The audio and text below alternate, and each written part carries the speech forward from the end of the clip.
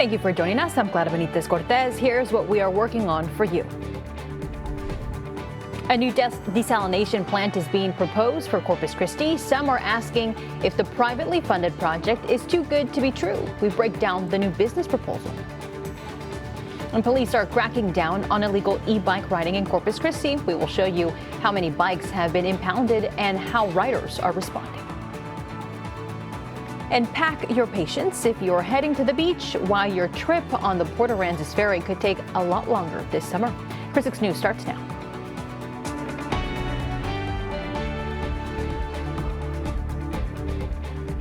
Corpus Christi city leaders are looking at several seawater desalination projects. The list already includes Harbor Island and Barney Davis. There are also proposals for CC Polymers and the Inner Harbor. Now a new company called Axe H2O is pitching its own plan. Our Drew Bishop spoke with the company's leaders. He breaks down their new business proposal. Hey everyone, I'm Drew Bishop, and it was just a month ago when Axe H2O, a private company with goals to build a desalination plant, met with city leaders. Now they've submitted a business proposal. So I met with their chairman and CEO to find out what comes next. Up to 150 million gallons per day, privately funded, with no additional debt to Corpus Christi, with a cost of $6.50 per 1,000 gallons, and brine discharge 3 miles into the Gulf. That's what Axe H2O is promising with their desalination option. Is it too good to be true? What's your guys' response to that? It's interesting. It depends who you talk to.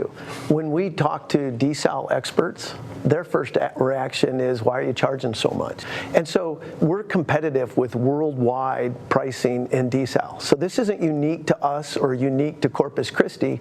That price point, too good to be true. It's not produced here for the first time ever. It's right in line with international pricing standards for desal operations. Well, you can find Drew's full interview on our YouTube page. Just scan the QR code on your screen or look up KRIS 6 News on YouTube to find it.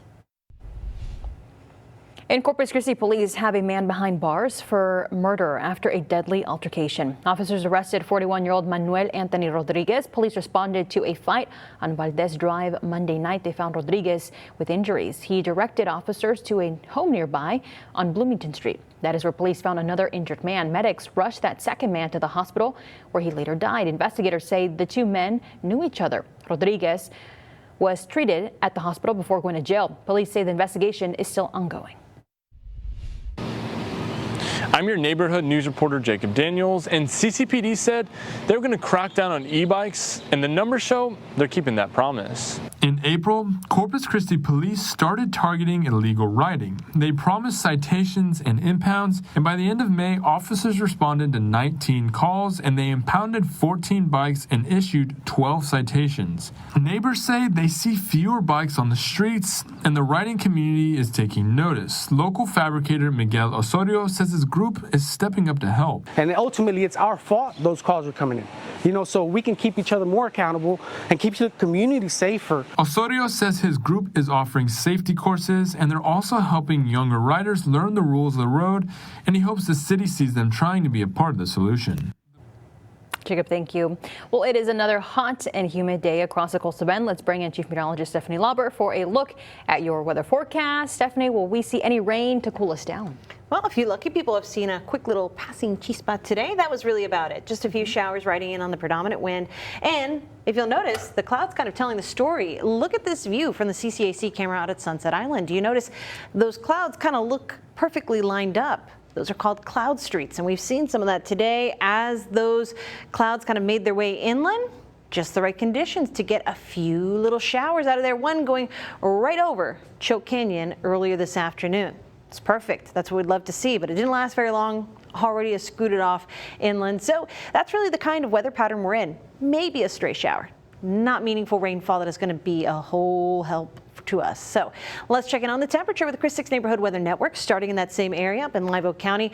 Right now, temperatures hanging out in those upper 80s, 91 off County Route 370, a warmer spot near Lake Corpus Christi. And as we make our way toward the south side, the bluff, the island, take your pick. It's a hot one. Out on the coast, hanging out in those upper 80s for actual air temperatures. Vortex 3 being our neighborhood weather station that is close enough to Bob Hall Pier. So that breeze coming in and handy. What can we expect for the rest of our upcoming week? I'll walk you through what you can expect in your neighborhood ahead. If you have any federal student loans, listen up. There are some big changes coming to how you can pay back those loans, and they start next month. Brian Abel has the steps you can take now to save as much as your cash as possible. On July 1st, changes are coming to the federal student loan program. Over the last number of years, this has been the most significant amount of change we've seen almost ever, but definitely since 1994. And just about everyone will be impacted. For new borrowers, it means fewer types of repayment options will be available to you. Only 2, actually. All current income-driven plans will be gone, replaced with a single option of its kind, the Repayment Assistance Plan, or RAP, also the only plan offering loan forgiveness moving forward, with the standard repayment plan as the other option. If you currently have a federal student loan, this is where you may need to act sooner than later, as some types will be phased out. So experts say visit studentaid.gov to start. First and foremost, find out what you have for student loans. If you're in repayment, take a look at what your repayment plan is, kind of look at your overall strategy and identify what you have done or have been doing. More than 7 million borrowers were part of the SAVE plan, the ill-fated repayment plan created by the Biden administration. If you are one of them, the clock will soon be ticking to make a decision or be automatically placed in what's very likely a more expensive plan. If they choose not to take action, their loans will be put into what is called a standard repayment, which for most people would be 120 equal payments. Your payment amount could be significantly higher, and for most people, perhaps not attainable. In Washington, Brian Abel reporting. Back here at home, if you're taking the ferry to Port Aransas this summer, be prepared to wait. TxDOT says a busy travel season and increased shipping traffic are causing delays. Construction is also slowing things down. A $64 million project to improve landings has cut the number of available ramps. TxDOT says you should plan ahead and allow for extra time. Expect the longest wait on weekends and holidays. And a ramp closure could impact your late night drive on Wednesday. The connector ramp from southbound I-37 to northbound US 181 closes at 9 o'clock on Wednesday. Crews need to repair a damaged crash cushion. The ramp will reopen at 6 a.m. Thursday if the weather cooperates. Now drivers will be detoured to southbound State Highway 286. You will exit at Morgan Avenue and turn left to get back on the northbound highway. Make sure to slow down and watch out for detour signs in the work zone. The Fremont community is mourning the loss of a man many say was more than just a law enforcement officer. I'm Melissa Trevino in Fremont, talking to the community about Jim Wells County Constable Frank Davila Jr.'s legacy. You're watching KRIS 6, part of the Scripps News Group. I'm Melissa Trevino in Fremont, where the loss of Jim Wells County Constable Precinct 4 Frank Davila Jr. is being felt across this small community. A Fremont native, Davila spent nearly 4 decades patrolling the area he called home. But for many here, he was known for more than just his badge. For 38 years, Frank Davila Jr. served the people of Fremont and Jim Wells County. But those who knew him say his impact went far beyond law enforcement. Loss for his community, loss for the local law enforcement community, because he'd been around a long time. You know, he was solid. He was someone you could count on. If he told you he was going to be somewhere at a certain time, Frank would be there. Albert Martinez is a fellow officer. He remembers Davila as a man of his word, someone who showed up, served others, and never forgot the people around him. Dedication to the law enforcement community, but also to the public, you know, that he served, that he was available to them. We're going to miss him a whole lot.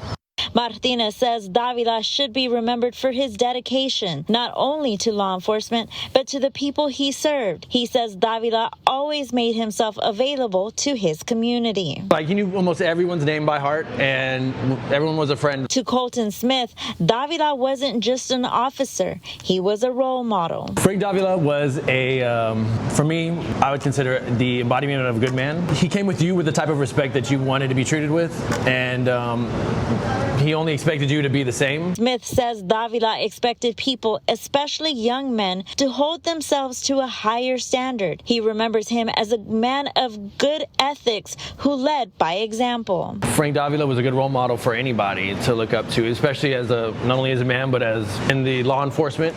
Davila was escorted through Fremont on Monday. Fremont residents showed up for his support. Friends, family, and community members will have the chance to pay their respects this weekend. Services for Frank Davila Jr. are scheduled for Friday and Saturday at the Fremont Catholic Church as the community comes together to honor a life of service. In Fremont, I'm Melissa Trevino, Chris 6 News. Melissa, thank you. Well, high school students in Corpus Christi are getting a real-life look at the local justice system. Students from West Oso High School toured the Nueces County Jail this morning.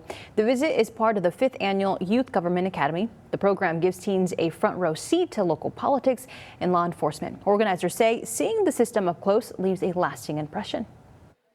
And when they come here and they learn about the courthouses, when they learn and see the jail in person, not on television, but in person, it makes a tremendous impact on what they want to do for the future.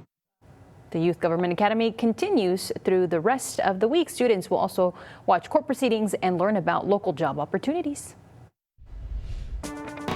About those dogs with important jobs, right? Hey, we got to check in on kids, pets, and the elderly. It's going to be a hot week across the coastal bend. I'm sure today was already example enough of that, but we also have some more updates on our next chance of rain. I'll break it all down for you next.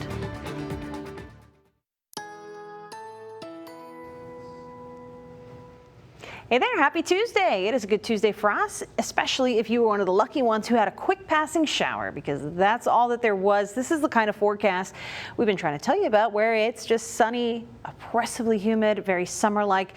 But because the atmosphere is so ready to go, little bits of help can actually produce a quick passing shower, but it's not really anything that amounts to much or interrupts much of your day. If anything, probably offers a little bit of relief. Anyways, we didn't see any of that at the airport today, so our year-to-date rainfall surplus, which is something I'm still getting used to saying, sits at exactly $2 flat on the dollar. So we're losing that surplus a little bit, but thankfully we've got some time. We have a good surplus. We want to hold on to as much as possible, but it's generally going to be a rain-free work week until we get to the weekend. The flip side of that, our rain chances going into the weekend and the following week are actually looking a little bit better. I'll explain in a moment, but for now we've got heat. We actually came in a little bit cooler than we'd normally expect for this time of the year. 90 for the afternoon high temperature in Corpus Christi, but you know what I'm going to tell you. That does not give us the whole picture. We've got to bring in these numbers in yellow, the feels like temperature, the temperature that your body experiences when you step outside into the sauna that is South Texas right now. So even though our high temperature is happening now, 90 degrees at the airport, feels like 99 to your body when you step outside. Out on the coast, not much escape. 86 feels like 96 degrees, both in Port Aransas and out in the Bluff at NAS Corpus Christi. Rockport, 87 feels like 97 to you. And let's not forget our inland neighborhoods that are feeling the warmer temperatures by the thermometer. Slightly less humidity, but not an escape from the feels like temperatures in the upper 90s, or in the case of Falfurrias, 92, feeling like 101 right now. So this is the reason why we're talking about heat risk. Let's take a closer look at those temperatures with the Chris 6 Neighborhood Weather Network to show you that, yes, this is not a fluke. This is something we're all feeling around the coastal bend. Actual air temperatures in the upper 80s for many of the neighborhoods around Choke Canyon, out into Beat County off Hilltop Road. That's an 88 for us, 91 off County Road 370, 89 off FM 796 there near Lake Corpus Christi. Moving into Corpus Christi proper, the Bluff, the island, take a look at this. Even on the water, Vortex 3 is the closest neighborhood weather network station we have to Bob Hope here. 87 degrees, y'all. Factor in that humidity that's coming in right off the water. You're probably going to want to get in the water for some kind of relief, because at this point it is just feeling humid. So if you're like me and you've got the obligation of a dog walk, well, how's that forecast looking? Thanks to our friends over at Line of Utah, we've got one for you. Our start today is Stella, and as we go hour by hour, temperatures will slowly improve. If nothing else, the humidity will at least have less of a vice grip on the temperature situation. We're going to be falling through the 80s as we head into the overnight period. Notice even by midnight, we're still in the 80s, and a little bit of that humid southeast wind around 10 miles per hour. Still going to be humid. I recommend shorter walks that are more tolerable for the pups. Again, kids, pets, and the elderly, those groups who suffer more when it comes to hot temperatures. So we're focusing on that heat risk, a little more red creeping up on the map along the coast. That's a 3 out of 4 major heat risk, by the way. The rest of us under a 2 out of 4 major heat risk. But this becomes more of an issue every day into the week that we don't get relief from the overnight. We don't cool off very much at night. We don't get much relief from the humidity, so the next day becomes more of a challenge. It's something we'll be watching very closely. Something else I've got an eye on, the tropics. We are not expecting any tropical trouble. No development expected over the next 7 days, but an abundance of moisture near Central America could help our rain chances next week. It's something that I'm keeping an eye on. We're not worried about tropical development, no matter what you may be seeing in certain Facebook groups here around the coastal bend. It's just an added help to make the rainfall we're already expecting be a little more productive into the weekend. So here's a look at that 7-day forecast. Enjoy the sunshine. Rainfall returns on Saturday. This is Veterans in Focus, sponsored by the Heil Law Firm. Car wreck? Heil will help.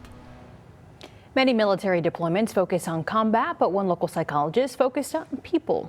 Dr. Sarah Skelton works at Texas A&M University, Corpus Christi. She spent nearly a year and a half in Africa as a behavioral health officer. During her 4th deployment, she supported troops overseas. She tells Chris 6 anchor Michelle Hoffman her deployment gave her the opportunity to build relationships across cultures. She also taught English to local women in Djibouti and allied forces from Japan.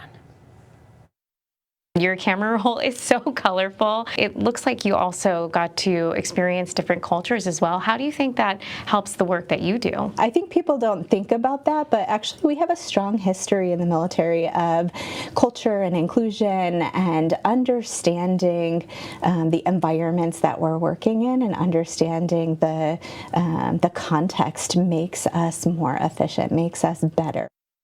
Now back in Corpus Christi, she's bringing her experiences back to campus at Texas A&M Corpus Christi. She works directly with students, veterans, meeting them where they are and helping them succeed. The Campus Veteran Service and Counseling Center remains open this summer. And the Spurs keep their championship hopes alive in a do-or-die game in New York. Coming up, we will tell you who led them to victory. You're watching Chris 6, part of the Scripps News Group. Welcome back. NASA just announced the 4 astronauts for the Artemis 3 mission. The crew includes 3 Americans and 1 Italian. Andrew Douglas will make his first trip to space. Frank Rubio and Randy Bresnik are also on the crew. Luca Parmentano rounds up to the group. Now they will launch late next year aboard the Ariane capsule. The test flight will go into low Earth orbit. The crew could dock with lunar landers from SpaceX and Blue Origin. Now this is the next step in returning humans to the moon. Spurs fans can breathe a sigh of relief. The team kept their championship hopes alive with a win at Madison Square Garden in New York last night. The Spurs won the highly contested game 115-111. The series is now 2-1. Victor Wembanyama led the way with 32 points. He also racked up 8 rebounds and 6 assists. Steven Castle added 23 points to the scoreboard. 4 Spurs starters played more than 36 minutes in the do-or-die game. They are all still in the hunt for the Larry O'Brien Trophy. Game 4 is in New York. Tip-off is at 7:30. All righty, tomorrow. Okay. I didn't watch that game. I couldn't. I had to just let it go. You from yesterday's newscast, y'all might have known I was a little spicy about it, so I couldn't watch. I didn't want to jinx it, but I'm glad we got a win. I didn't watch it, but I watched the first, I think, until the 3rd quarter, and then I said a little prayer, and I said, all right, Lord, we leave it up to you. It's in your hands. It's it to you. And then we woke up to a win. So, hey. You know, that will keep the superstition up, I guess. Hey, whatever you're trying to plan for this week, maybe you've got some time with the kids off from school. You want to get outside and do some stuff. Well, this week, the weather will comply as long as you remember to take those breaks indoors to cool off. We are expecting rainfall this weekend and into the beginning of next week, but it looks like we might have a little extra help, some tropical moisture, not tropical trouble. Tropical help. We'll keep an eye on it here, but it looks like our rain chances are going to be looking much better into the weekend. So get those weekend plans now during the week, I guess. Everybody, thank you so much for watching Chris 6 News. We will see you here in 30 minutes at 6 o'clock. Bye.